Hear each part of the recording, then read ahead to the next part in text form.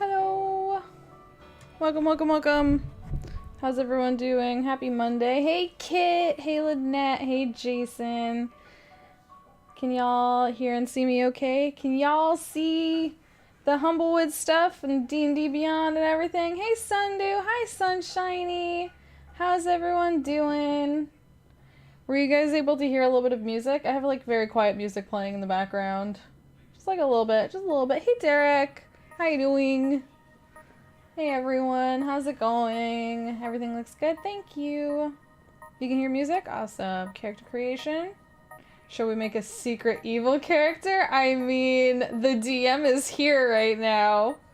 Kit Battlebeard in chat is my DM for this, so you'd have to ask him nicely if it's okay for me to have a secret evil character.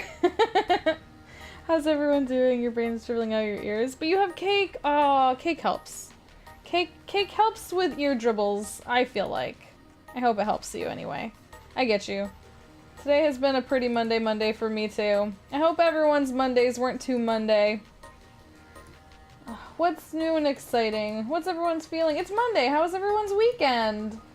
My weekend was so busy, but I got to do so much wonderful stuff. I got to play in that Humblewood one-shot. I got to hang out with Derek and Cole and Morgan in Toronto at a super freaking cool little nerd place that I didn't know existed until Morgan brought it to my attention. Until they brought it to my attention.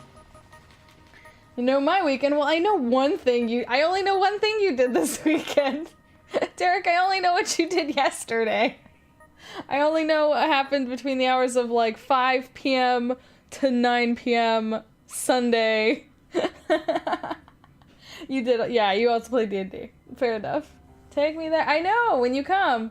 Jason, literally, while we were at the manor, everyone was like, oh, you can bring Jason when he comes. And I was like, I know. Oh, also, Jason, since you're here, Morgan and Derek and everyone really want to do a critter meetup one of the days that you're in Toronto.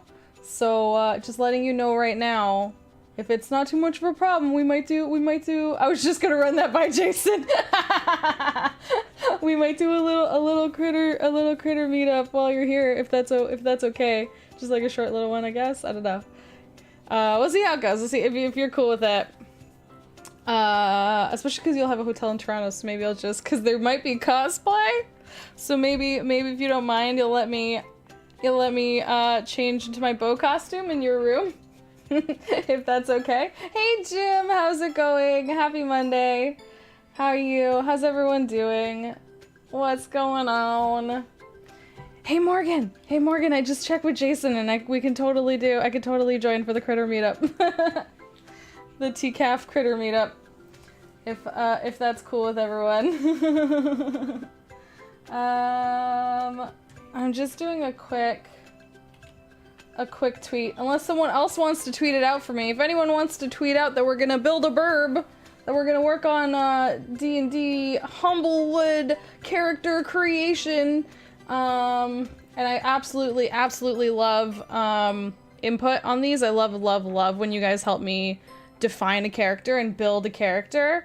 That to me is so much more fun than I'm like, oh, I remember like this person gave me the name, helped me come up with the name, and this person gave this character trait. No, I don't necessarily want to do a tragic backstory. How tragic are we going now? Come on, I'm not the biggest into tragic backstories. Let me just do one quick thing.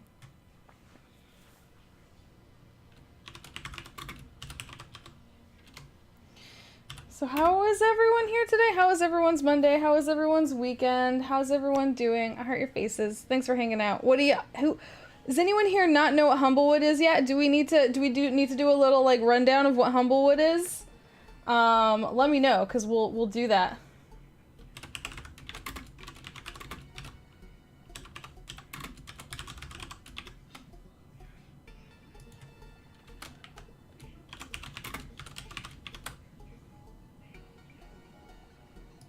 Okay. Yay, Humblewood. Hey, Todd. How's it going? It is the best thing. I know. Kit, I really thought when you... For some reason, I just assumed that you were a player, not the... So, for everyone that doesn't know, Kit is my friend and is going to be my GM for this little Humblewood mini campaign we are doing. We are playing on his channel, so make sure you click on him and give him a follow. At some point, I need to make a command. I was asleep, but I'm here. Hi, oh, Dustin. Heart your face, buddy. We started late because I had a rough day at work today, so we started late anyway. I know that you're sick at home too. Hey, Stu, how's it going? Stu, I'm glad you're here for character creation. We're doing character creation today, and I always love people's input for character creation. So Dustin, I hope you're doing all right, buddy. I hope you're like lying down, chilling, relaxing. I know you weren't feeling like too great, so I hope that you aren't feeling too bad now.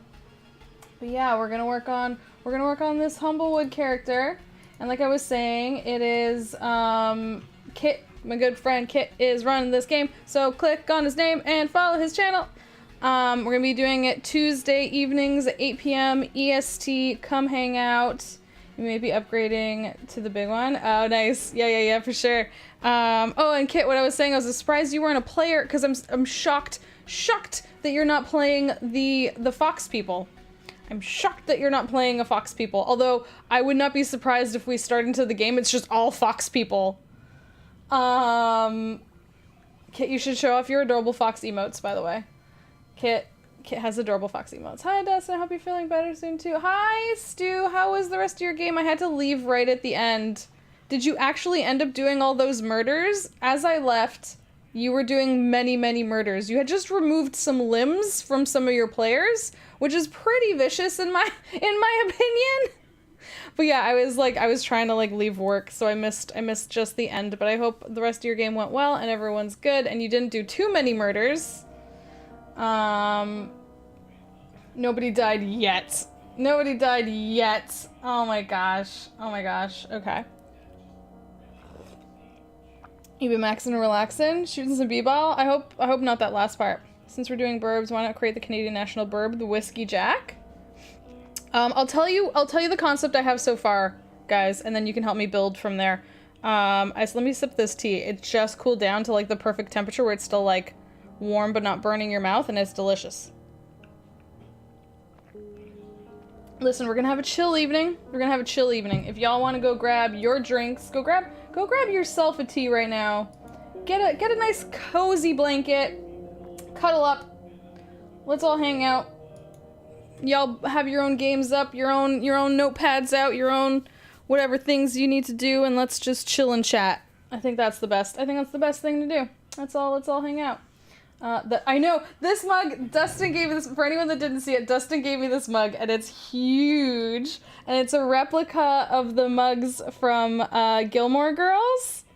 And so Dustin has the Luke's Diner mug, and he gave me the Dragonfly Inn mug, and it is huge. It is a huge mug. It's like, it is like the size of my head. It is the size of my head. It's pretty amazing, and it has a nice little thumb rest. It's real nice. Hey, Sam! Oh my gosh! Sam, are you a Gilmore Girls fan too? So this is, yeah, it's a Gilmore Girls mug. So Dustin got this from me. And he has the matching Luke one, and I have the Lorelai. And it's ginormous, and it's a beautiful purple color. If y'all don't know Sam was just DMing a really awesome game of Call of Cthulhu on Scrat's channel. Scrat's a channel we raid all the time. And yeah, it's pretty exciting. And I got to play Ryutama with Sam, and it was awesome. Sam's awesome. Go check out Sam. Yeah, we're gonna work on our Humblewood character. Making you blush? Aw, you deserve it. You're awesome. And I heart your face. I'm glad we've gotten to play games together, and I hope we can play more in the future. But right now we're gonna work on our Humblewood character. In case anyone hasn't seen it yet, I'm gonna scroll up so you can see. So Humblewood is a D&D 5e add-on, and it lets you be burbs, and they've actually gone well past their stretch goals, so now there are other awesome forest folks. There's the Serva, the Hedge, the Gerbine, the Mapatch. Is it Mapatch or Mapeach? Mapak? Sorry if I don't know how to pronounce things. It's not my game. Vulpin. So obviously the Serva is deer, the Hedge is hedgehogs, the Gerbine are these tiny little big ear mice that are so cute. The Mapak are the raccoons. I'm trying to make a mask face. This is me doing a raccoon, guys. And then the Vulpin are the fox people. You already love the owls, I know.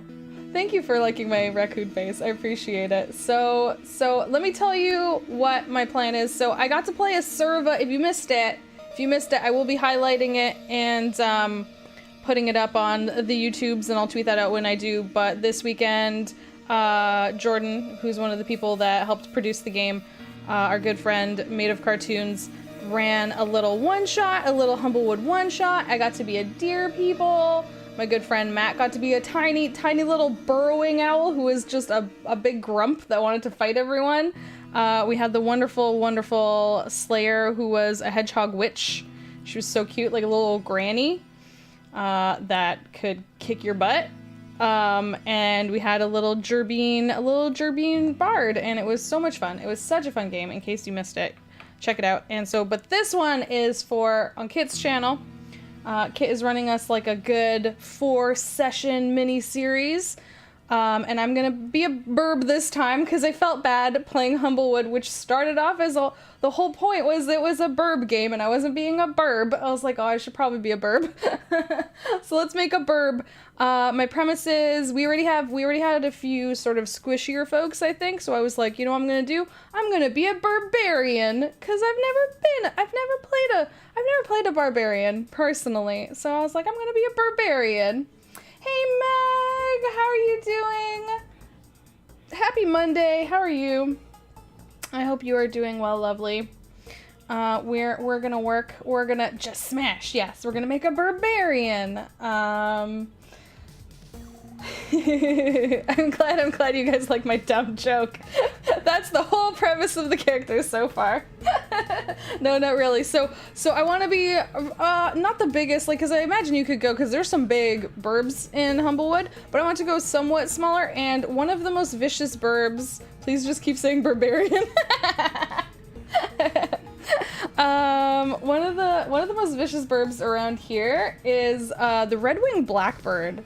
I don't know where everyone else lives, but up here, the red-winged blackbirds are vicious. They will, like, dive bomb any folk. They will dive bomb humans. They will dive bomb other birds. They will dive bomb dogs. So I was like, you know who's a vicious bird who's likely to rage out is a red-winged blackbird. So I wanted to play a red-winged blackbird, Barbarian, who just gets mad and wants to fight. Seagulls are pretty. That's a funny one.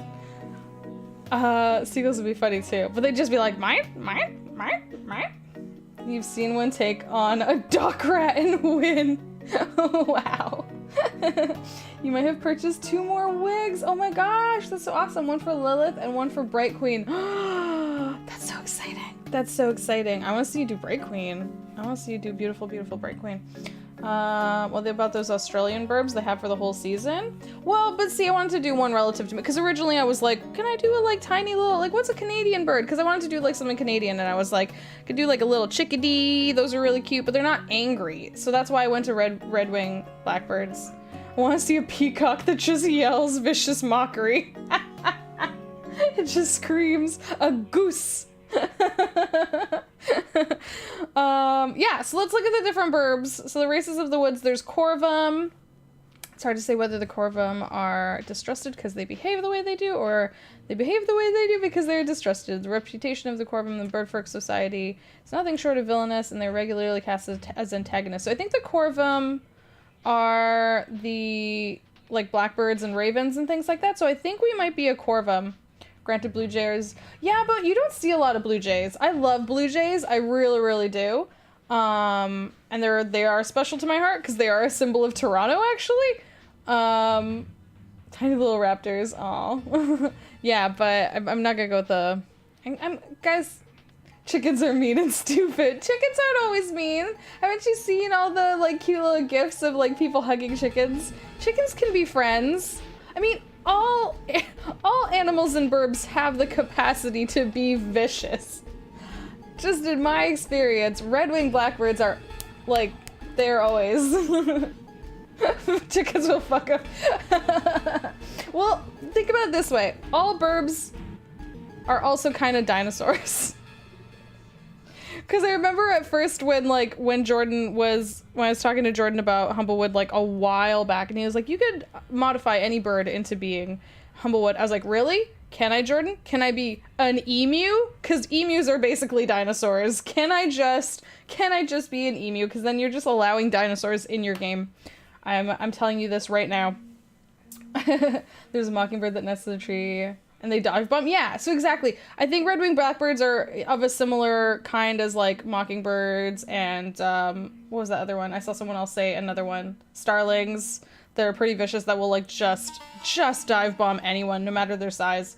So I think we might be a corvum. I think the corvum is the kind of bird. I'm trying to remember. Did I just accidentally click something? And you know what's funny is I should remember which kinds are which, because I've been told before. Jordan has explained that. I wish Jordan was here. Someone go poke Jordan. Jordan, come help me. It's your game. Gallus are the chicken, right? Gallus are the most common found. Familial communities opposed to the city perches of the woods. There's social bond.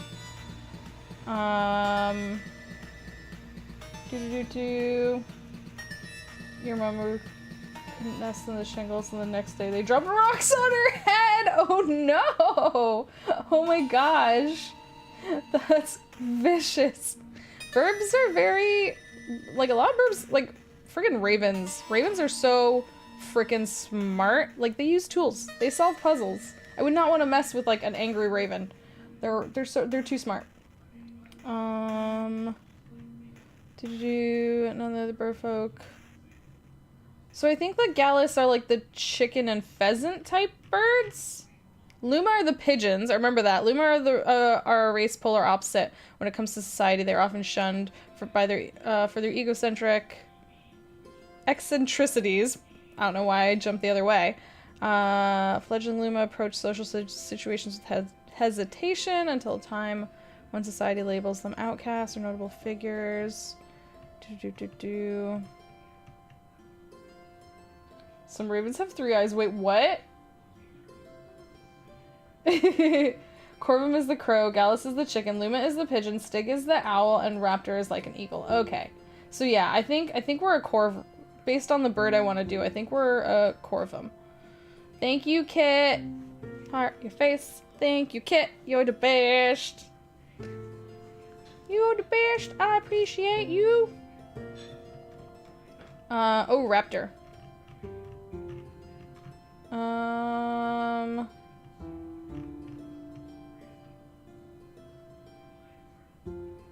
I mean, Strig would probably be best for doing a Barbarian, because they're the ones with the strength score.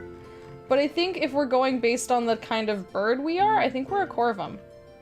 So, what's the corvum's intelligence? No, I want it to be dumb. I really, really want it to be dumb. I am disappointed. I want it to be real, real dumb. I'm real disappointed right now. Oh man, my favorite crow.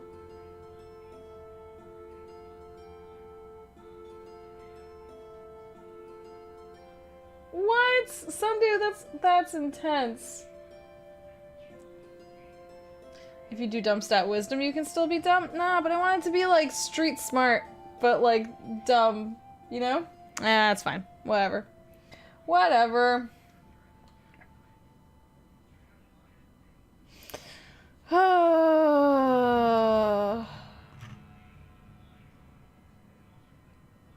What are the other Dust Corvum? Dexterity +1. What's the other type? What are the 2 types of Corvum? Oh, Kindled? Kindled? Kindled? You played a really dumb character with high int and terrible wisdom. Oh, you did? Yeah, because int is supposed to be like book smart, and then wisdom is supposed to be like not necessarily street smart, but you know, my like wise beyond your years, like knowing, like it's a different way of coming about and looking at things, right? I'm stretching. Anyways, I was gonna attempt to actually put, I don't know if you guys can see this here on DnD Beyond. I was actually going to attempt to put it in as a homebrew because the Humblewood stuff obviously isn't in DnD Beyond. I don't have paper sheets because I don't have a printer. I probably could have printed one at work, but that wouldn't have been as interesting for us to all do together. So I think we could create a race together. It's just a matter of deciding which one we're gonna do. She was a wizard with 0 common sense who was driven by curiosity. Oh, that's fun. That's fun.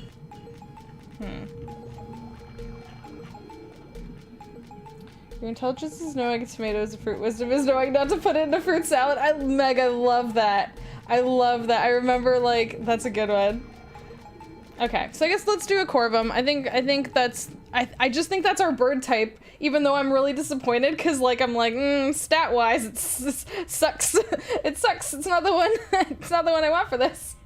You played a negative 4 charisma rogue, and that was fun? Nice. I've played a lot of really weak, I think my very regular stats, it depends on what kind of character, but I've played a lot in the last while. I've played a lot of spellcasters, so I've had them be really, really weak, like a lot of dump stats are like strength.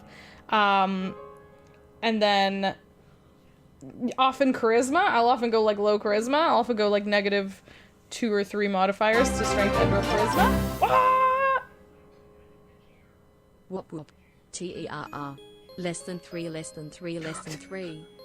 Did she just say whoop whoop? Whoop whoop. TERR. That's amazing. Oh my gosh. Anton. 6 months. 6 months in a row. Oh my gosh, Anton. Thank you so much. I heart your face. How are you doing today? How are you doing today, cutie patootie? Look at this. I'm not going to let you down today. I have the biggest cup of tea today. Everyone was making fun of the fact that it's bigger than the size of my whole head. Oh my gosh!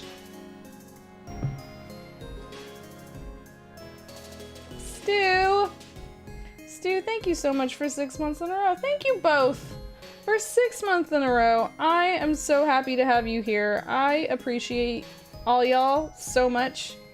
Y'all make me so happy. I heart all your faces. I gotta go. Well, thanks for stopping in, Sam. It was really nice to see you. Hopefully I'll catch you more later. I'll see you later. Have a good day. Bye. Thanks so much. Heart your face. That's amazing. You like my giant tea mug? I love it. It's so big.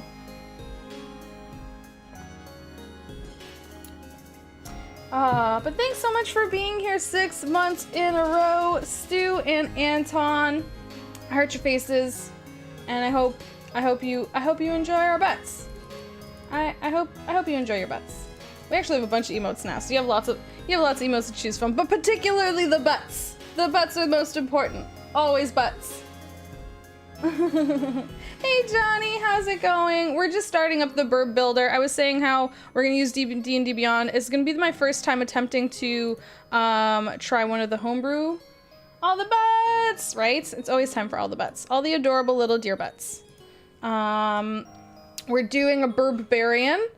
And we're doing like a red-winged blackbird, vicious little Barbarian. And so I'm pretty sure that type of bird is like the Corvum, because I think that's sort of like blackbird style. DnD Beyond. So we're gonna put the Corvum in, even though I'm a little bit disappointed because their stats are not what I wanted. The Corvum's very intelligent, and I want it to be a dummy. I want it to be a dumb Barbarian. I want it to be a dumb, like, I don't know. You messing with me? You messing with me? You coming at me? You want my seed? This is my seed. Get away. I don't know. I don't actually have a full character or voice yet or anything. I know, but I don't want to be.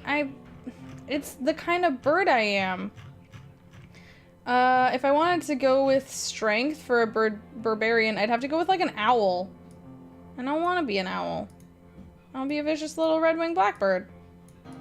An angry, vicious little red-winged blackbird. It's okay. I'll just put my lowest thing into...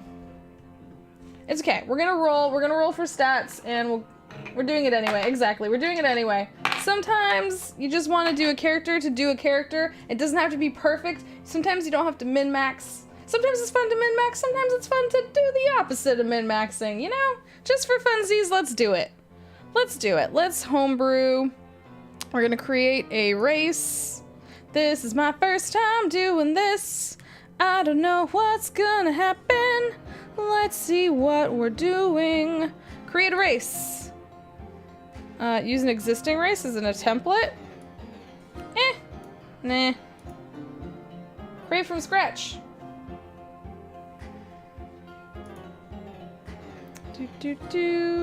Welcome to Homebrew content creation. Get started by entering basic information. I mean, we're gonna just be able to copy paste most. This is made. We're not inventing it. We're doing the Humblewood one.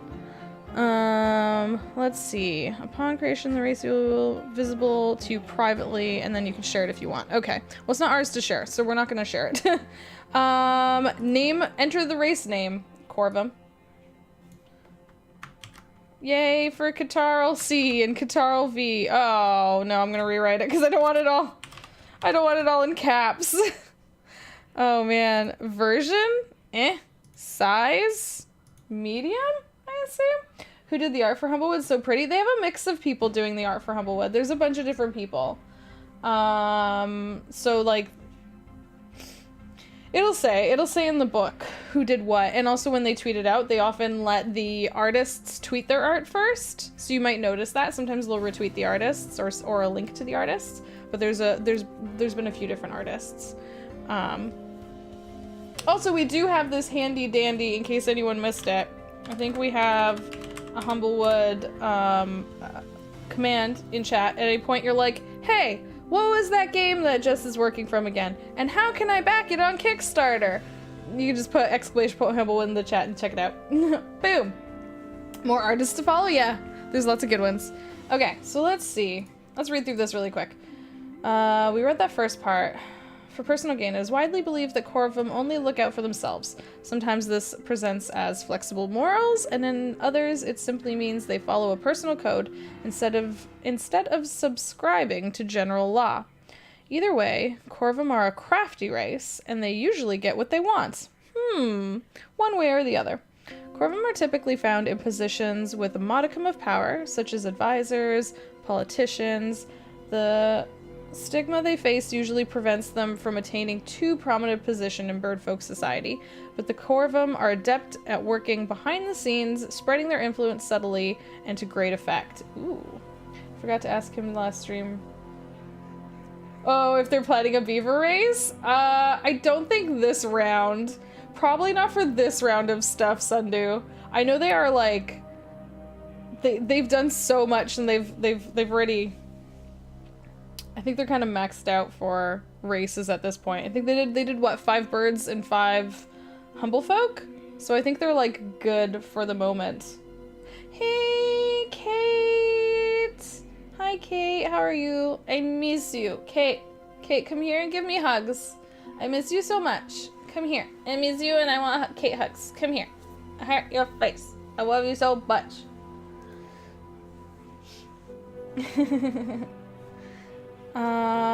Kate, we're building our burb. We're building a little Birbarian. We're putting them into DnD Beyond right now. So I was just reading a little bit about them. We have a band from Toronto here? No way! I wonder if I could hide in their luggage. Do it! Come back to Toronto! Come back to Toronto with them! Come to me! Come to me, Kate!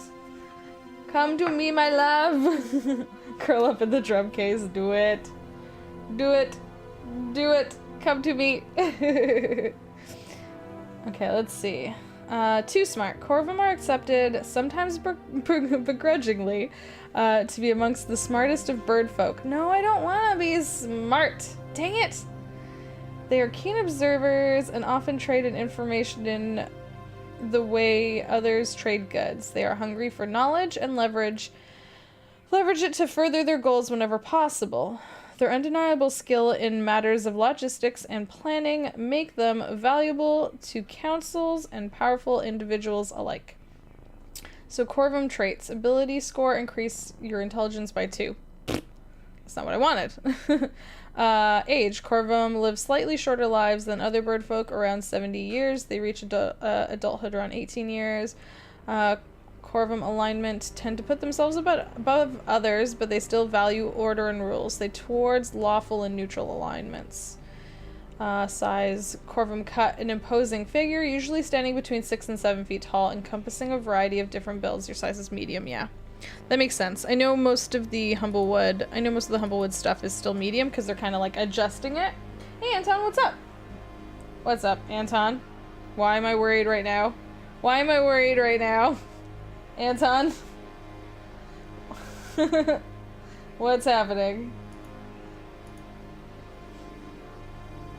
I must go to bed. Go to bed, darling!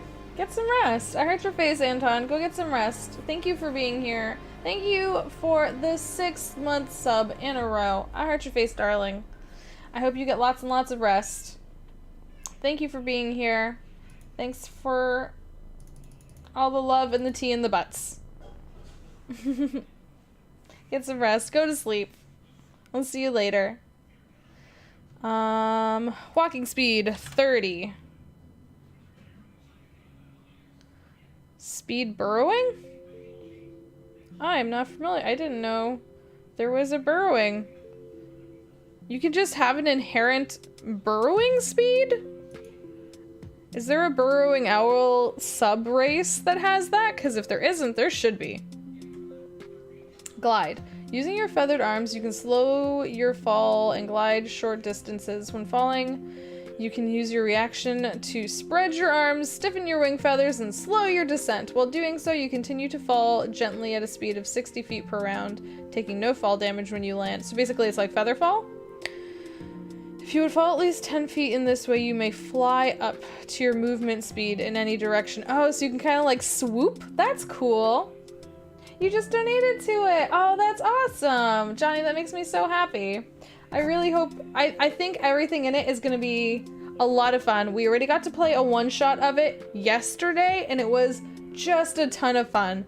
And now I'm going to be playing in this one in Kit's channel every Tuesday night at 8 p.m. EST, if you ever want to hang out. But yeah, I'm really excited. I'm glad other people are seeing this and enjoying this and excited for this because it's really cute and I think it's just it's a lot of fun. You can't, it's for like diggy creatures, Derek. You can have a burrowing speed, but I'm not sure any standard races do. Yeah, I would assume it's for like a worm, like worms and stuff like that do a burrow. I'll get to spend more quality time with you guys some night. Night, Anton. We'll see you later. No worries, darling. You got classic swooping attack. Yes, that's what I want. See, I'm glad we have that. Because we do need to swoop. Even though swooping is bad. Worms and bullets and stuff. Exactly, that makes sense. Well, I'm thinking I can start doing a D&D podcast. That'll be fun. That'll be fun to do. There's a lot of cute, fun animal stuff. There's like a lot of fun themes, and I really like the way, like I said, I'll be highlighting and clipping and like putting it on YouTube at some point, and I'll tweet it out when I do. I really like in the game we played this weekend, there was like problems to solve and there was like fighting and stuff like that, but it wasn't too vicious because too many of the characters are so cute. I don't want to do a murder on anyone. I don't want to do a murder on other like cute animal folks. You know what I mean? So I'm glad that there's a lot of alternate stories and other fun, cute stuff you can do. I don't know. Do burrowing owls get a... That's what I said, Morgan! That's what I said. If there isn't already a burrowing owl on this, there should be, just so they can add the little burrowing speed. It would be so cute. Abernathy played a little burrowing owl on in our one shot on Sunday, and he hid in a flower pot at one point. It was really cute. It was really cute. So let's see, where were we? I was reading about the glide. So if you fall at least 10 feet this way, you can fly up with your movement speed in any direction you choose, although you cannot choose to move upwards. Oh, landing in the space you finish your movement. You cannot glide while carrying heavy weapons. That's fair. Wielding a shield, though you may drop any held at. Well, as a barbarian, I won't have a lot of objects anyway, right? Don't barbarians mostly do everything kind of like without armor and stuff like that? Aren't they kind of like monks? They don't wear like a lot of armor and things. They kind of do it empty. They muscle wizard it and cast fist. I'm gonna cast claw. I'm gonna cast rake my claws on you. Barbarians do it naked. Oh my gosh. I mean, if your player is a burrowing owl, I just give them a burrowing speed. That's totally fair, Kit. Most barbarians don't armor. Okay, awesome. So that lets me fly, because I'm not going to be carrying anything heavy. That's great. You cannot glide while carrying... That's what I just read. You cannot glide while wearing heavy armor. Yeah, fair enough. Talons. Yes! Talons. Gonna scrape some stuff. Your sharp claws aid you in unarmed combat and while climbing. Your damage for an unarmed strike is 1d4 piercing damage. Additionally, you have advantage on strength checks and may climb to any surface your talons can reasonably grip. That sounds cool. Your barbarian does it naked? Nice. Oh, that's awesome. Mine wears leather straps. Interesting. Interesting. Learned. You gain proficiency in one of the following skills: Arcana, History, Nature, or Religion. Okay, okay, okay. I'm just wondering if there's going to be a place to put a lot more of this stuff afterwards. Do you know what I mean? Ooh, also, hang on really quick. Let me just check something. Is there art for the Corvum? Because it looks like there's a space where we could put... It looks like there's a place where we could put art in. How do we want to do this? The other stuff will pop up? Oh, okay. Thank you, Derek. Have you done this before? Have you done a custom race in DnD Beyond before?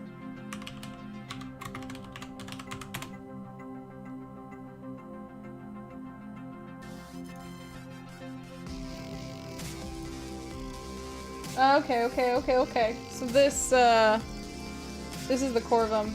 This is the standard, like this is just one of their art pieces of the Corvum, right? Is this cool burb right here. Pretty cool looking. Oh, it's actually, look at this. It's actually one of their main ones, I guess. Look at that. It looks great. Oh yeah, it's literally on the cover. It's the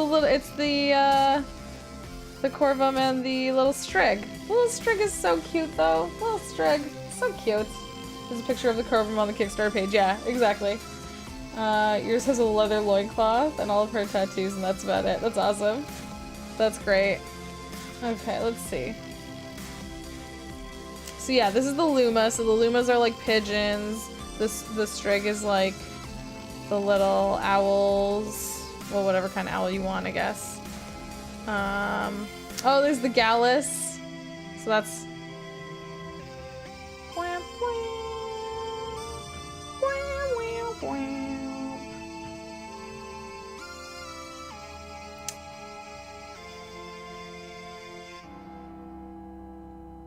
And the little raptor. Okay. Okay.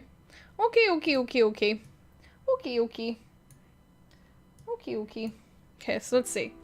Walking speed, burrowing speed, climb speed, flying speed? So there isn't really a flying speed, there's like a falling speed. And if you fall at least 10 feet, then you can fly your movement speed. So it's sort of like a limited 30, like it's sort of 30. It's kind of like if you do a bit of a drop, then you can kind of go 30. So it's kind of a limited 30, I guess. Short description. I guess we'll do this. Really? You're not gonna let me do a paste? Bam. Well, then I'm gonna quick key you, jerk. Bam. Heh. Heh. Irene! Let's see. I'd put it under racial traits when it shows up. Okay. Yeah. I'm just putting the description in here. And I mean, this doesn't have anything. Oh wait, race group? They don't need to go into a race group, I guess.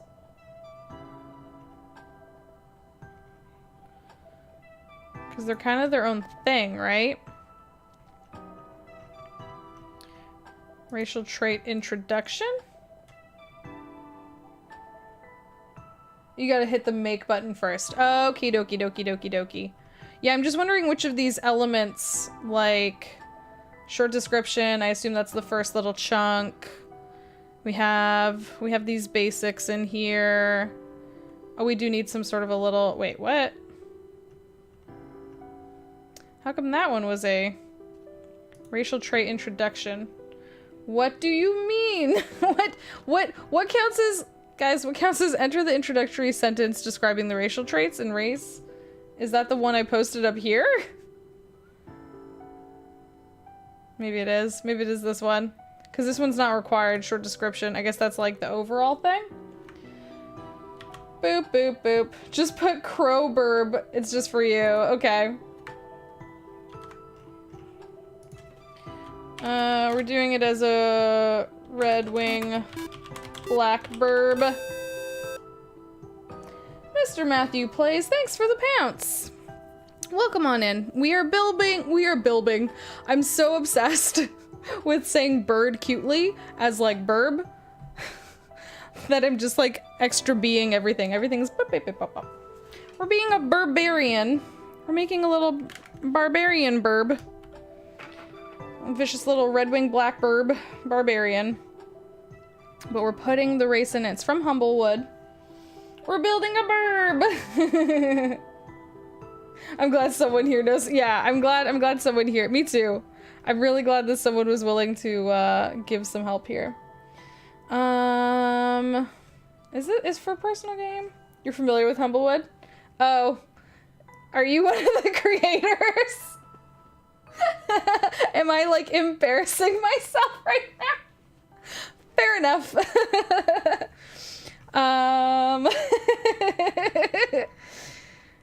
I know there's a few people over in that office. You're the lead writer. Fair enough.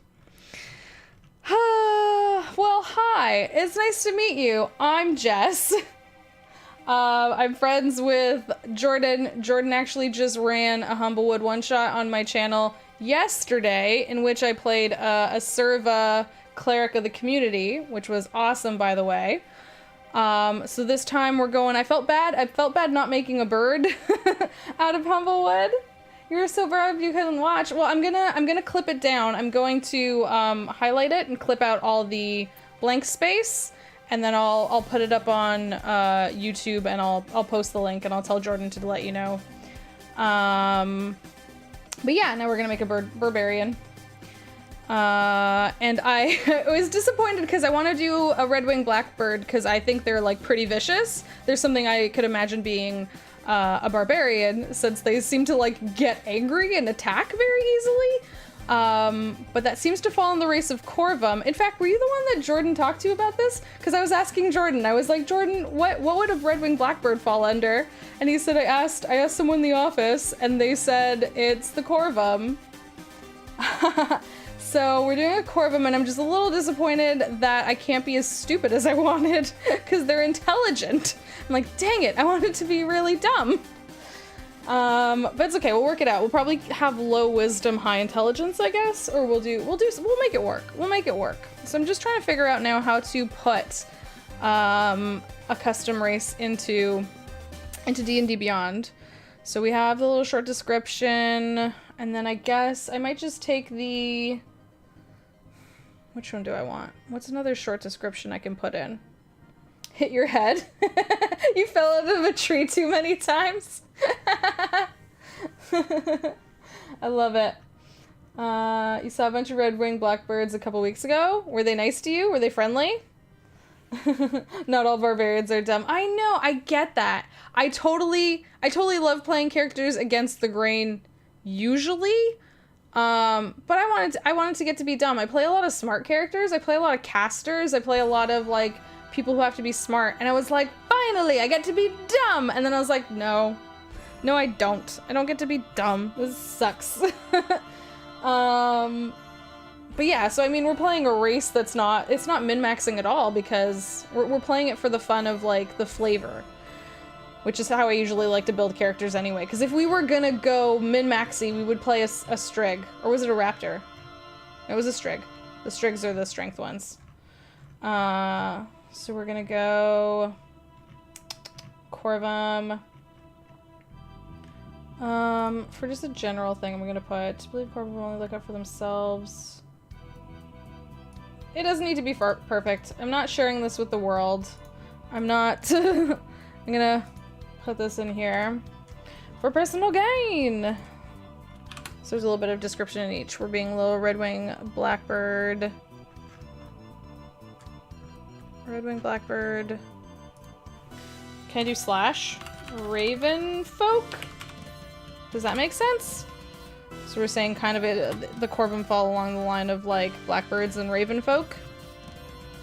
Will it have subraces? Yes. Well, there's 2 subraces. There's the dusk Corvum and then there's the other one. You will be able to add character traits afterwards. Perfect. Oh my god, the note was right there, Derek. You're like telling me and I'm like, what do I do? Honestly, I'd say pick a race that plays more with the character you want to play and skin it however you want. Ow. Dang it. It's okay. It's okay. I don't mind. I don't mind doing it a little differently. Smart barbarians can be interesting. Yeah, for sure. For sure. I mean, I don't know. We'll see. It's just funny because if I was gonna go with one of the smart characteristics, I would have gone with wisdom, because I like the idea of them being sort of like street smart, you know what I mean? But like intelligence based dumb. But then again, that's the regular thing, so maybe we'll go the other way. Maybe they're very like book learned. Maybe they're very like educated, but they make a lot of dumb decisions. Not sharing this with the world, she said, while on international streaming services. Well, I mean, I'm not sharing the D&D Beyond homebrew, because it's not my homebrew. I'm leaving that up to the Humblewood folk if they want to put it in D&D Beyond, is what I meant. Jeez, Sundew. Way to call me out. Okay, so now you can add additional information. Awesome. Okay. Add racial traits. Perfect. Here we go. Snippet.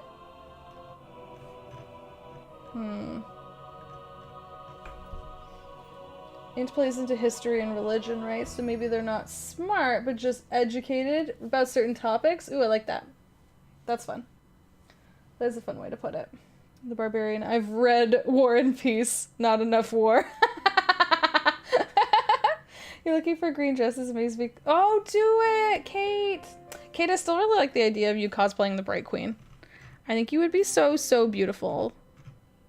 I think you're gorgeous, so, you know.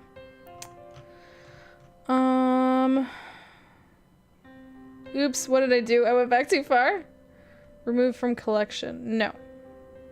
Race rules? No, what did I do? What did I do? No, D&D Beyond. Edit. Okay, there we go.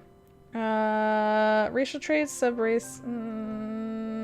Where's the place to put in like age, alignment, all that stuff? Oh, as an ability score. Okay. So it is here. It is sort of here. Okay. Ookie. I think it is like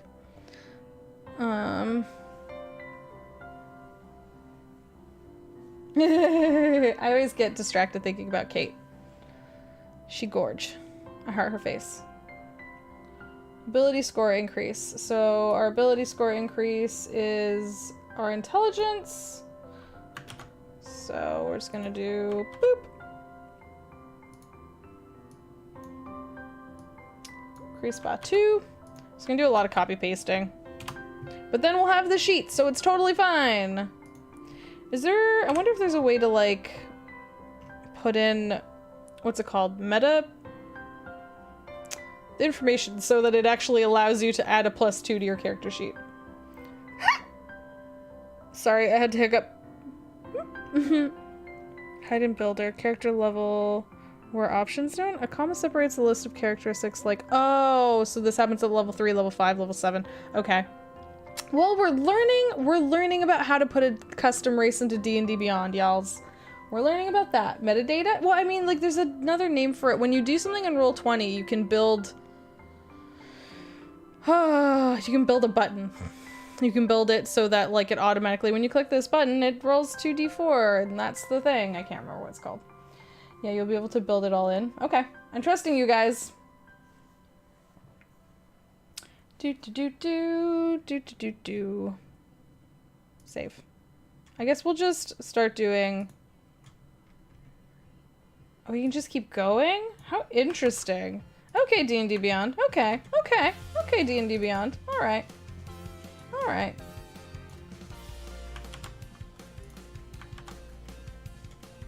Oh, you have to have a description. So did that not go through because I didn't have a little description? BRB looks like Burb. No worries. Oh, a macro! That's what I meant! Thank you, Jim! Thank you, Jim! Yes, a macro. You're the best. That's what it's called in when you do stuff in Roll20. You build a macro. Thank you. I hate not being able to remember stuff. So wait, the fact that there's a little, like, you have to have a thing here, what does that even mean? Why do you have to have a description and a snippet? Information that could provide a condensed data-driven summary for the character in the character sheet. So like, what I'm posting right now, should this be going into the description part, and the snippet is, like...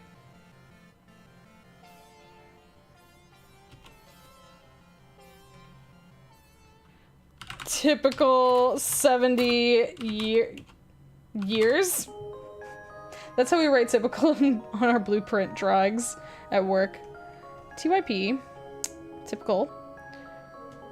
Save. Did that work that time?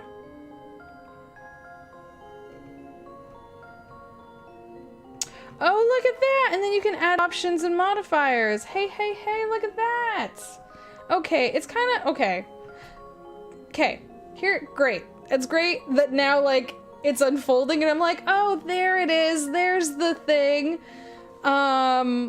Kit, you get me. But I wish it would let you know that that was coming up. Because as I'm filling stuff in, I'm like, but when do I get to do the thing? And I'm like, ugh. Okay. So we don't really need any of this stuff right now because there's no actions, no modifiers, no spells for any of this. If I hit save, will it go away? There, okay, so we've added age. Okay, well there you go. Now this makes more sense. It's a little obtuse. Yeah, it's almost like you kind of have to go through it to know what to do. But once you've gone through it, it's like, oh, okay.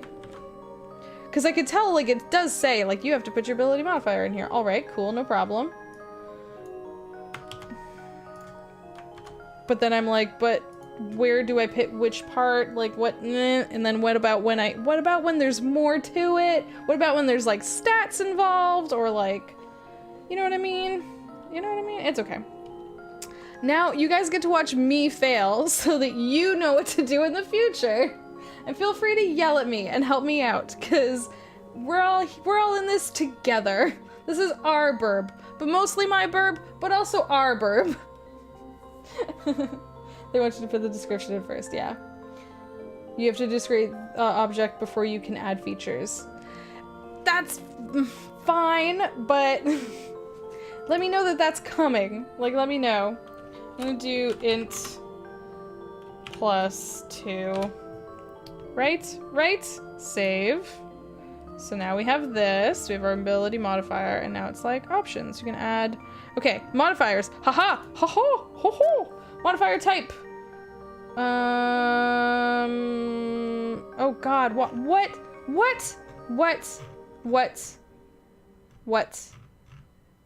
Isn't it base? Will this count as base? God, why are there so many types? Guys, what the heck? What does this count as? Hang on. Choose a modifier type that corresponds with one of your entries. If your entry deals damage, choose that modifier. You will specify... We want it to just be... It's affecting our stats. Is there one that just says stats? Feet, carrying capacity, stealth. Set base? Is it set base? It says set base, not stat base. I would expect it to say stat. Jess is doing important user data. Yeah, we're hey DnD Beyond, if you want to watch me fail at building a character and learn how how people struggle through this. Twice proficiency? No, this is like a add-on to, would it be bonus? Would it be bonus onto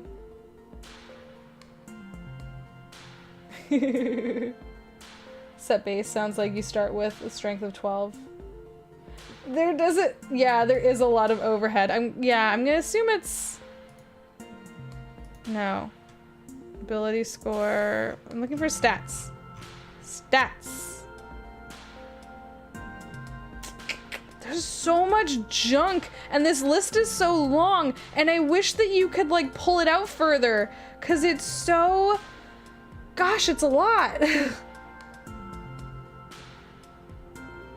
Is it ability score maximum? No, because it's not our max, it's adding on. Choose an ability score? I still use pencil and paper. I know, and I want to get better using digital stuff though, because I don't have a printer. I don't print a lot of stuff. Like, ability score is the next box? Oh. Oh, well, but wait, no, it wasn't strength, it was intelligence. But it's not ability checks, it's our basic, oh, here we go. Hang on. It has its own little intelligence score. There it is. Boom, okay. Dice count, no. Dice type, no. Okay, so this is cool because it does allow you to do quite a bit of stuff. It's just a little bit confusing at first. Additional bonus types, details, no. We're just adding two to our intelligence because that's what it gives us. Oh, nope. How do I? Nope. Oh, fixed value. That's what it's going to be. Where's the fixed value button? Fixed value. Do I just put in a 2 or do I do a +2? Could you? Here we go. If your modifier any number set, tier, enter modifier, blah, blah, blah, strength. Bonus hit points. So I don't think I have to put the plus. I think I just put in.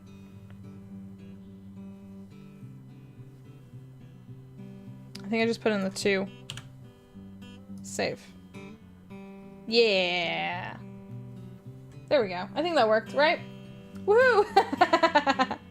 Need to go to the store? Okay, Kit. No worries. We'll see you around. Kit, by the time you come back, I'll probably be like, Kit, what do I do? Kit!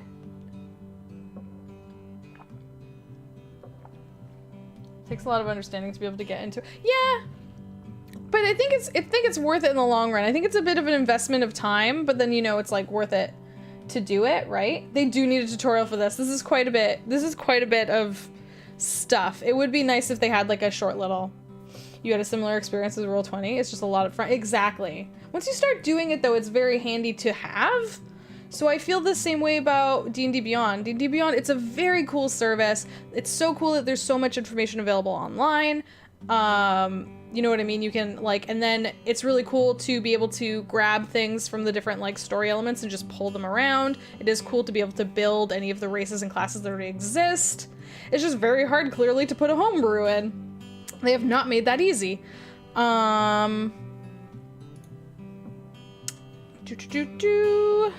Let's see. Add racial traits. Oh boy, okay, so this gonna take a while. So hey guys, how you doing today?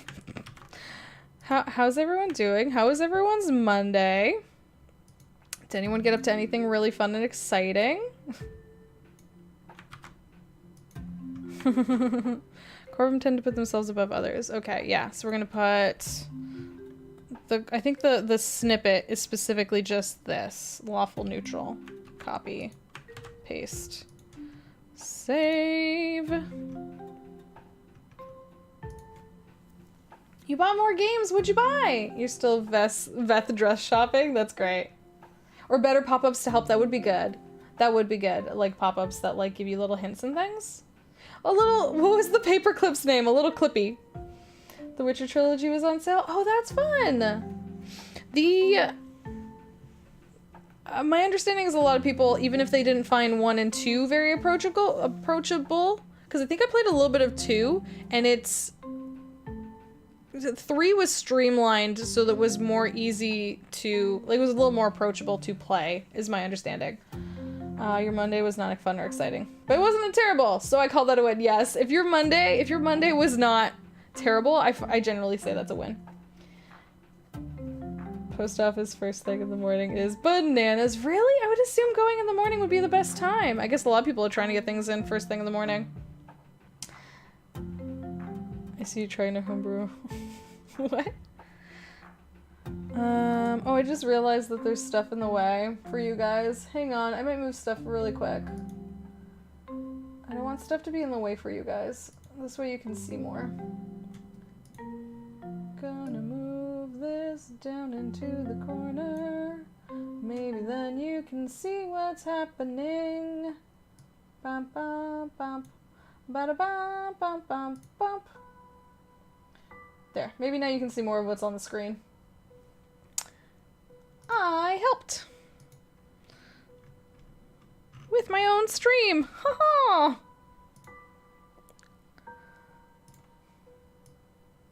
Size medium.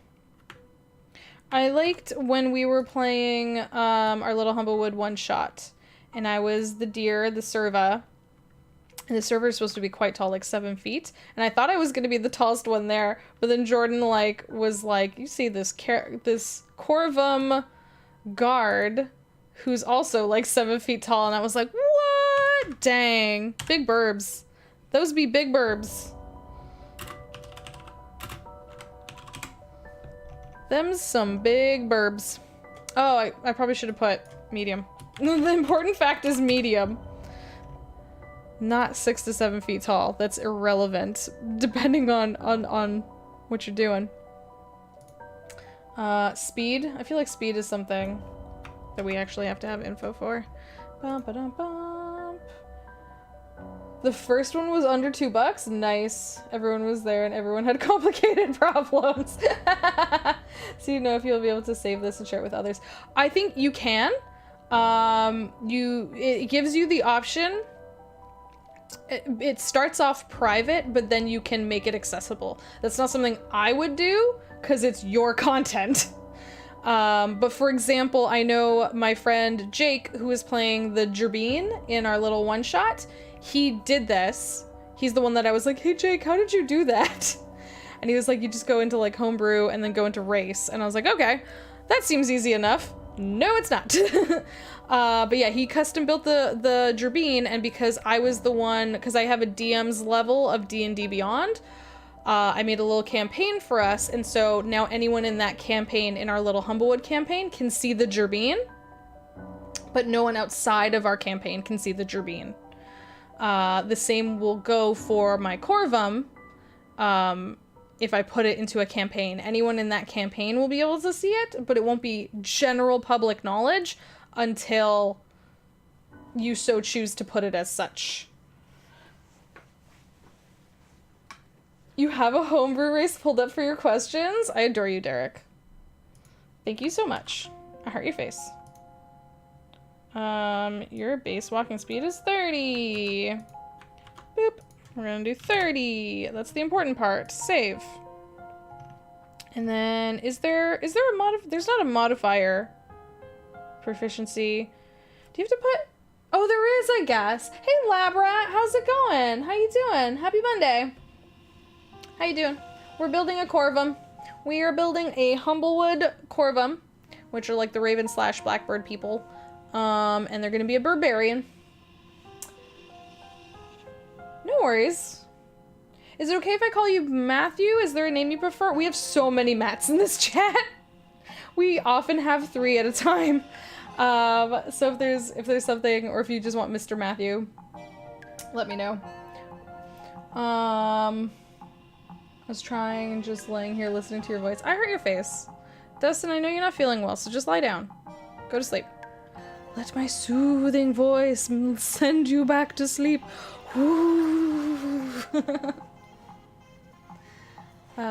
Matthew, but Mr. Matthew is fine to cut down confusion. Cool. Okay. We'll go with Mr. Matthew. We have a Matthew who we call Abernathy. We have a Matt who we call Matticus.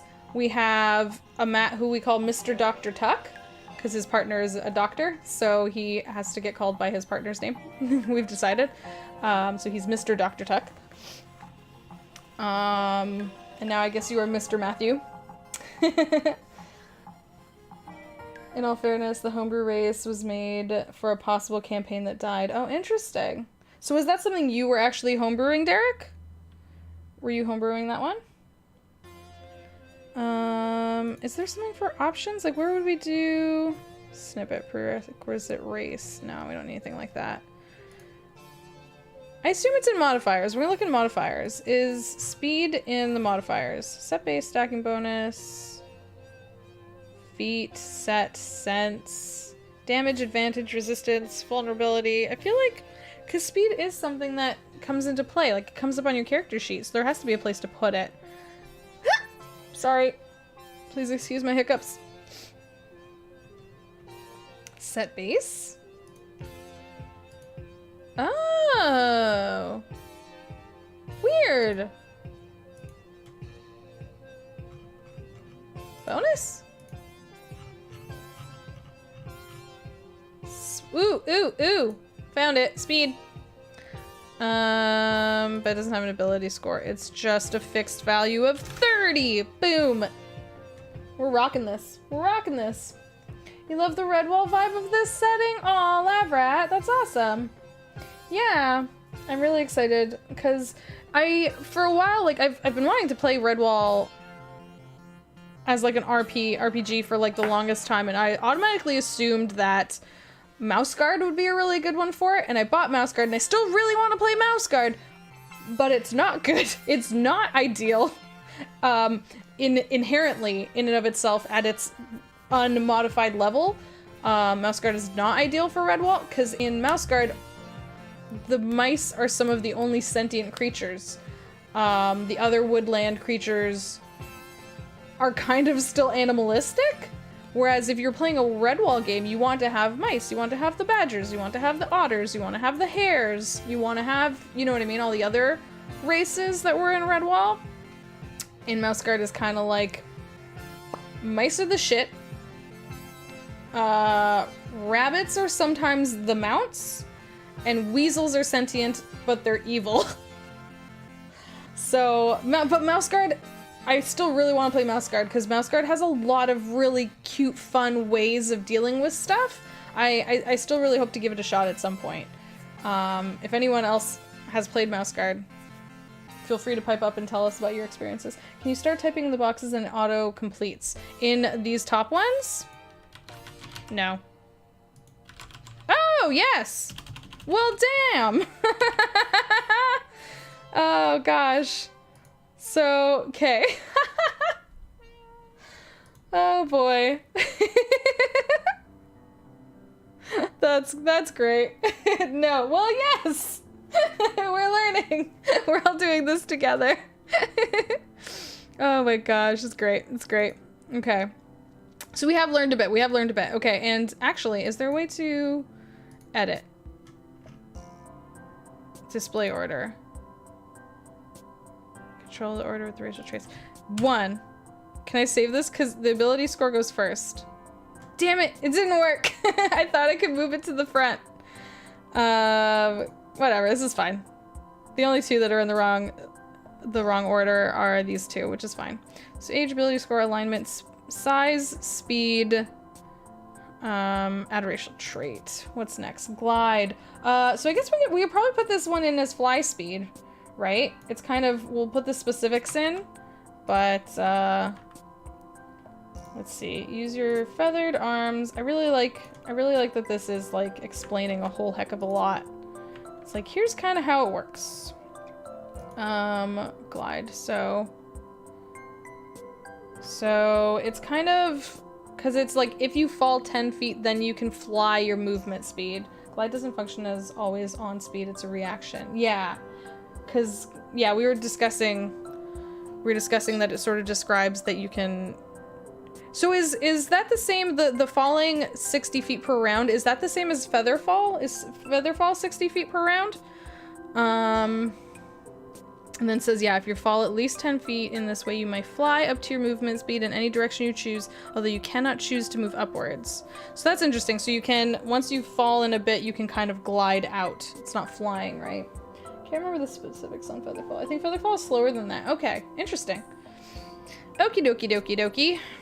I have to put something in the snippet. So we can say, glide 30 after falling 10, right? Because it's not fly. So then in that case, is that something that we would put in? Because there is, in the modifiers, there was, if we go bonus, and then if we go speed, there was a flying. So is that something we would do? Would we put in? Or maybe just having that info is enough. Maybe we don't need to have... I wouldn't put it in here? Yeah, okay, so let's cancel this part. We'll just keep that other part. We'll keep this for now. Okay, so we have ability, age, alignment, size, speed, glide, talons. Ooh, talons is fun. Talons is especially fun since we're being a barbarian. A Birbarian. Would make it a feature? Oh, interesting. That's an interesting point. I hadn't thought of that. Okay, so talons. Let's see. Oh wait, Mr. Matthew, I have a question for you. Did you do a Zine separate of this? Were you doing another game at some point? I feel like I remember seeing... Because there were a bunch of, like, other smaller games happening and stuff like that. Was that something you did as well? Mall Kids! Very neat. Yeah, I think I saw that one. And was that on Kickstarter, or was it on Itch.io, or was it... Yeah, totally. Ooh, wait. Dustin or Jason, can I get one of you to, permit links, please? Sorry, we have a bot that's gonna purge you if you put a link in before we permit. If one of my mods can do that, that would be great.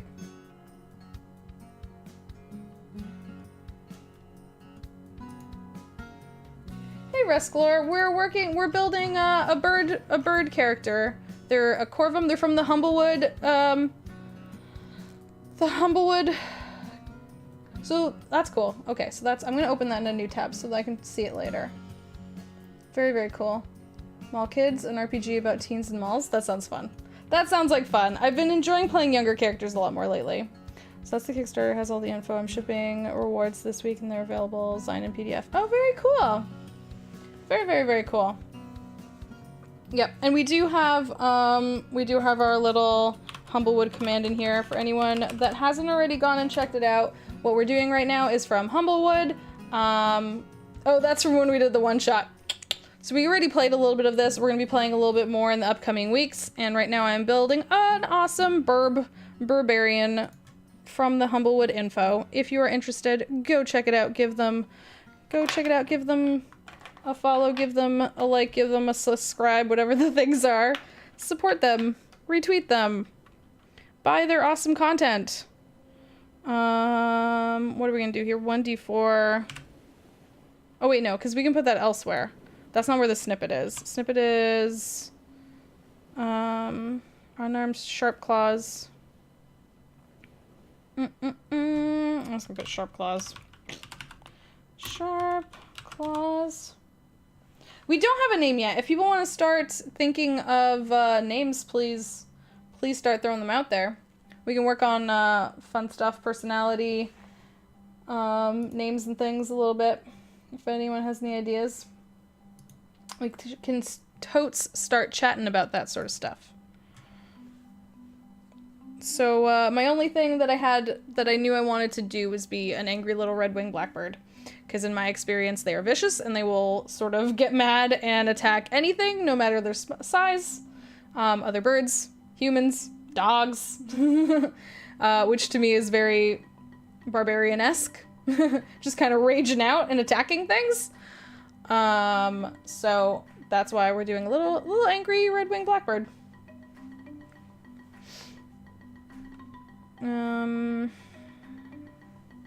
Yes, I think that's good enough for here, and then we'll add the modifier. We'll add the modifier here. Add a modifier. So, damage?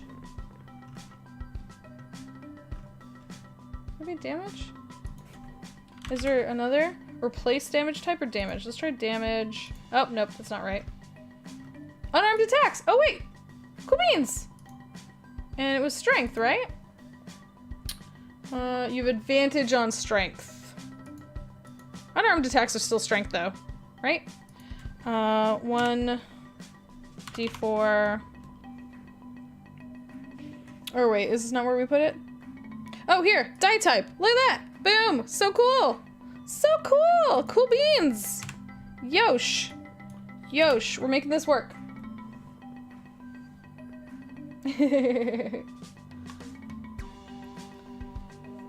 Marula? Is that how you pronounce that? How would you pronounce that?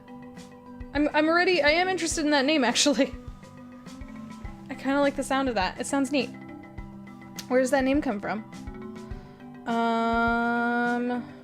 Fixed value additional bonus types?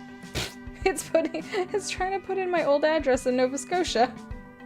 I don't live in Nova Scotia anymore, D&D Beyond. Why are you trying to put me there? Charmed, duration, additional bonuses. How do we put in... Because it's piercing damage. How would we put in... Would it go here in additional bonus types?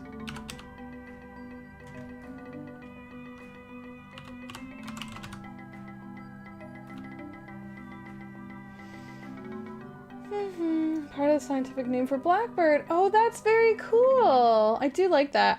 I'm such... Oh my goodness, Labrat, I'm so on the same page as you. I'm such a nerd for that stuff. When I started playing D&D, it's while I was in college studying horticulture. So the vast majority of my characters would have at least partially horticulture-based botanical names like Latin and stuff like that, at least partially. And even just when I made my deer, I was like, I can't come up with a name. I'm just calling them fallow because that's a type of deer. So...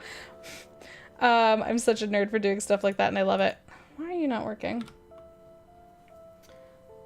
Fern's family. Yeah, Fern's family are all botanically named, and they're all relevant to the plant type that I was going with. And even Fern's full name, it was, what is it? Calamatia, Quisitalis, Helminthos, Onaclay, something something. Each component of that is one aspect of a type of fern. So she has a really long full botanical name, but she's always just like, you can call me Fern. And I used to have it memorized, but we haven't played in like a year, so. Why do you keep trying to do that to me? Oh, you know what? I give up on this for now. I was hoping to make it fixed value restrictions, durations, damage on... Okay, well. Did not say talons, though? Oh, no, it's on talons. Okay. We're fine for that. Okay, save. There's a neutral weapon modifier? Is that what we should... Tardis Morella is the full scientific name. I don't recommend the full name, because Turdis.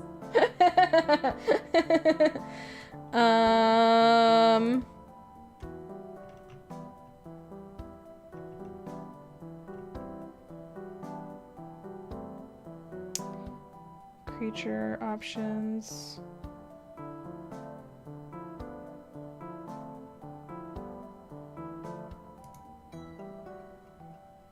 I didn't see it. No worries, Jason. That adult life. Just looking up in Wikipedia, no, I like discussing it with you guys. I like discussing things. I like coming up with things together. Learned. Sorry that this isn't the most fun stream ever, guys, but I appreciate you guys hanging out and helping me. If you guys want, we could put on song requests. Also, I didn't realize that like the D&D Beyond part of this was gonna take so long, so I totally thought we would still have time to play Stardew Valley after this, but this is probably gonna be the whole time. You gain proficiency in one of the following. So I'm just gonna put skill proficiency.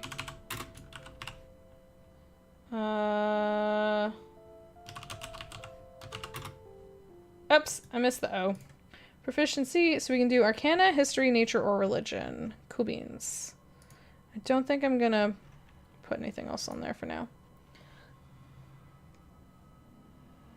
Oh, you've never built a character before? Well, normally you don't have to go through this component of putting the whole, like if you, D&D Beyond's really cool. I think you can build a character, like a basic character for free, and if you go in there, you can just hit randomly generate, and it will generate you a completely random character. So I highly recommend just going in there and clicking that button and seeing what you come up with, just to sort of like see it. But then at some point, if you ever get a chance, or if you ever want to, it is fun to sort of take the time to build a character. Ah! Hello, my friend. Hello. Hello, hello. Hey, Jean. Hey, Jean, how are you doing? How's it going? Thank you so much for 5 months in a row. How are you doing? Happy Monday. We are currently building a Barbarian. It's from Humblewood. Do you still have snow, Jean? I thought we had a ton of snow up here. But swear to gosh, there were times that you got snowed in so bad this year.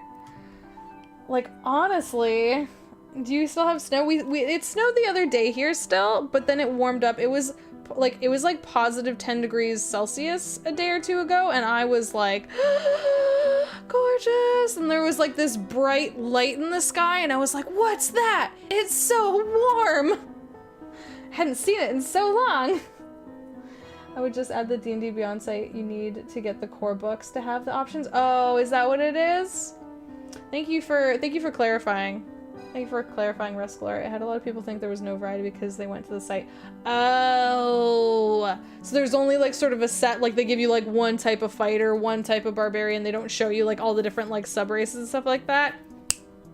Right. You know what? I think I've come across that problem before. I think I have come across that problem before where I wanted a very specific one. Like, for example, I had a ranger who was one of the new ones out of Xanathar's guide, and they were a monster slayer, and I couldn't get the monster slayer because I didn't have that option, and I was very disappointed. But yeah, you're right. I forgot about that. But it's cool to just check out if you're like, if you've never, like, if you want to just check out like a random character build and like see how it throws you one together, it's still kind of fun. Yeah, Jean, it is money, money, money, money, money, money, money, money, money. Yeah.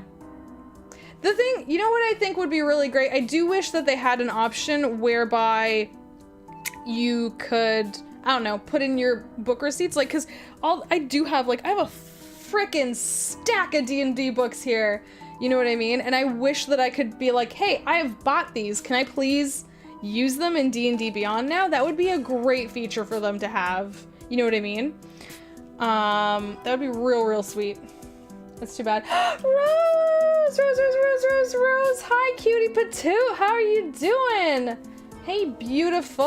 I haven't seen you in a while. How you doing? I miss you. I hurt your face. How are you doing, Rose? Xanathar's content is hot fire. Highly recommend for people who like building character. Yeah, there's a lot of good stuff in there. You had someone do with the ranger all messed up and you quickly fixed the character at the table with the player guide. Nice! That's awesome. What books are you missing? Me personally? I don't know. I'm definitely missing a few, but I don't mind. You know, I'm mostly missing, I don't have like any of the campaign guides. I think the only campaign guide I have is Storm King's Thunder, because I was planning on running that one and then I never got the chance. Doing good. You've been at your dad's, so you're spending time de-stressing. Fair enough. I hope you get to unwind. Beautiful. I hurt your face. How are you doing? What games have you been playing? How are you doing?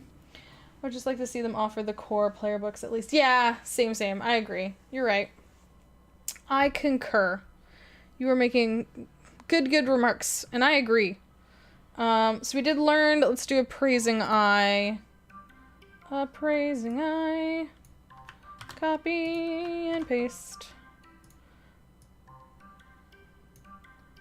Okay, this makes it really worthwhile to have the PDF when you try to, like, move something over. Oh, I hit the wrong button! Yep, I hit the wrong button. I hit paste instead of copy. Hang on. Let's do that again. I'm not good at spreading out my fingers enough to reach the buttons, so even just reaching, like, Control-C is like, stretch those fingers! You have an almost supernatural ability to appraise objects. Oh, that's fun! Oh, would be fun to do, like, a little, not a mockingbird. What are the little birds that... Magpie? Magpie! It would be fun to do a little magpie with this. Because I think the magpie would fit under Corvum, in theory. It seems relevant. You've been playing Dungeon Crawl Stone Soup, which is a roguelike that's pretty freaking hard. Oh, interesting.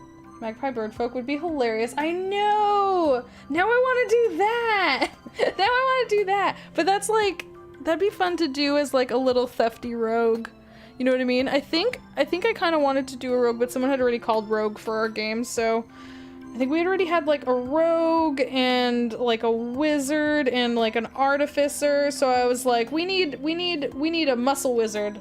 I'm gonna be that muscle wizard. That me. I'm gonna cast Feather Fist. Magpie Thief is very good. Yeah, it would be fun. You just won a game of it, so you're accomplished. Oh, nice. That's awesome. Nice. Oh, you're back. Welcome back, Jason.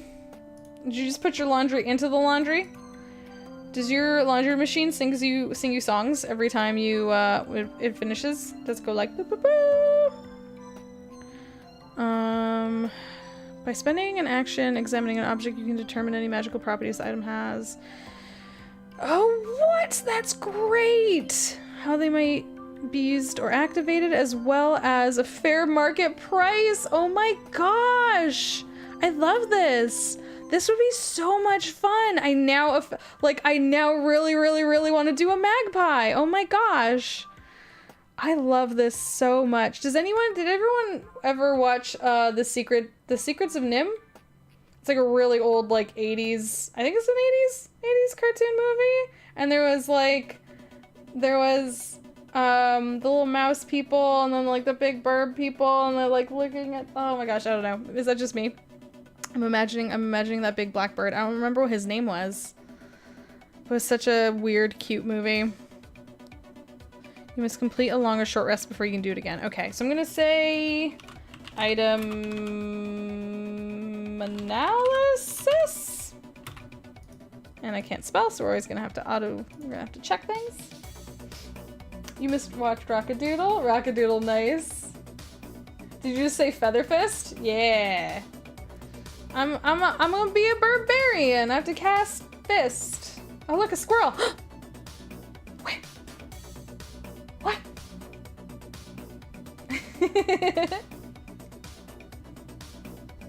His name was Jeremy Dustin. Thank you for knowing what I'm talking about. What a great weird movie. Maybe your Birbarian is tough, but they also love shinies. I love shinies.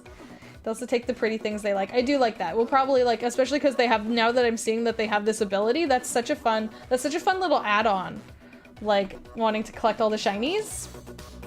Watch the first episode of the new Fruit Basket. Is it good? I've heard so many good things about Fruit Basket. It's an anime that's been recommended to me for like literal years, and I haven't had a chance to check it out. So, you watch Rockadoodle free on YouTube now. Nice. They like to make their enemies shiny by spilling their blood. Sundu, why are you so vicious? Why are you so vicious? You monster. You're such a vicious carnivore. Gosh, gee whiz. Languages. You can speak Common and Bird folk. Okay, I'm gonna copy that. Copy. least. Common and birdfolk. Birdfolk is a language of clicks, caws, whistles, and does not have its own written language. Most birdfolk write in common or in pictographs. You can also understand Orin. What's Orin? Mr. Matthew, can I ask what Orin is? And Orin. I'm heading out. Okay, bye! Sorry that I was like bugging you as you were trying to leave. Thanks for coming out. See you around. Thanks for making this super, super cool content. And I'll totally tell Jordan to let you know when the game gets posted. When the Humblewood one-shot gets posted, I'll totally tell him to let you know. But have a good night. See you later. Bye! It's the elemental language of air. Oh, that's so cool! That's so, so cool. Something, something rode me. Rose, you would. Rose, you would. I love you. Oh my gosh. So, so cool. Okay, so let's see. So we have our languages. I don't think that needs a modifier. Subrace! We did it! We reached subrace, guys! We did it, finally! There are two main types of Corvum, Rook and Raven. What? One of these subraces, Dusk Corvum or Kindled Corvum. So as a Rook Corvum, you are more at home in the bustle of society than the wilds of the forest. You understand others the way the hunter understands their prey, and just as quick to capitalize on advantage. Your dex score increases by 1. Dark Feathers, you have advantage on dexterity stealth checks. Ooh, that's fun. Street Smarts, you gain proficiency in insight.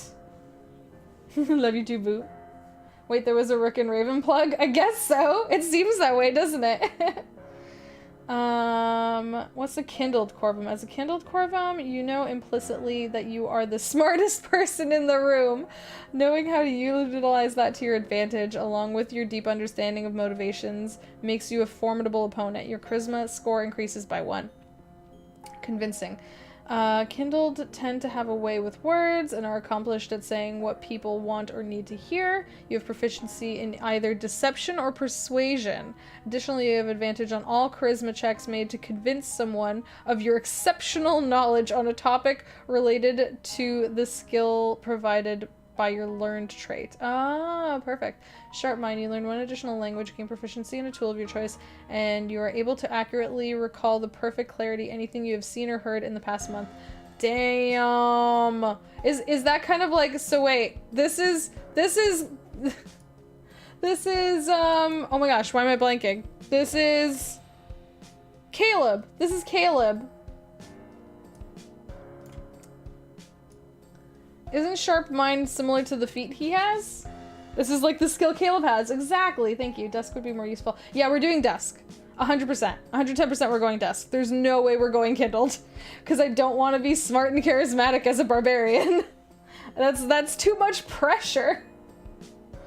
Yeah, we're totally going.